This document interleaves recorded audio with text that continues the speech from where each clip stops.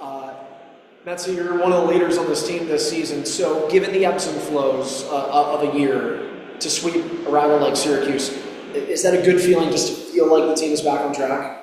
Yeah, I'd say so. Anytime you get a sweep against anyone, it's obviously a good feeling, but a tight divisional opponent with Syracuse and a team that's just a battle every single time. We always say it's a race of 3 goals. Like, feels like no matter what happens, who gets up, like someone's always clawing back.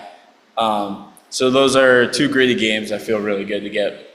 How good is defense when it comes to shot suppression? Because I'm not trying to talk down on Syracuse, but like you don't see that stretch of play where another team doesn't get a shot unless it's like, it feels like you see that with youth hockey games where 2 teams are mismatched from different districts.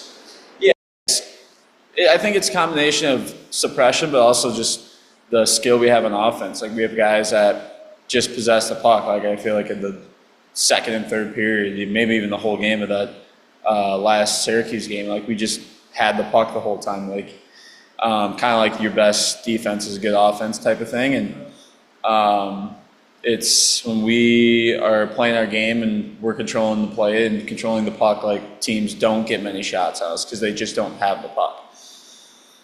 I know it's not in first place, but when you see stretches of play like that, I mean, does that not give some level of extra? Because it's not like that's the first time it's happened this year. So does that give an extra belief that, like, man, if this team gets clicking the right way, like, kind of has that unstoppable feeling to it? 100%.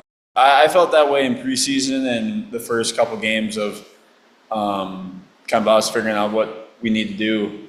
But yeah, we have stretches where it feels like no one can play with us, and then for whatever reason, guys veer away from how we play, or you just have bad stretches. Like, it happens, but if we can find a little bit of consistency with the type of play that we had last week with Syracuse, I think we'll slowly climb our way back to the top of the division.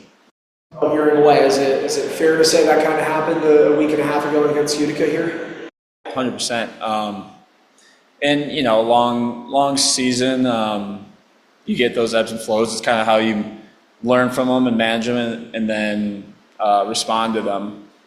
So to have the 2 Syracuse games, and hopefully it kind of projects us in the right direction.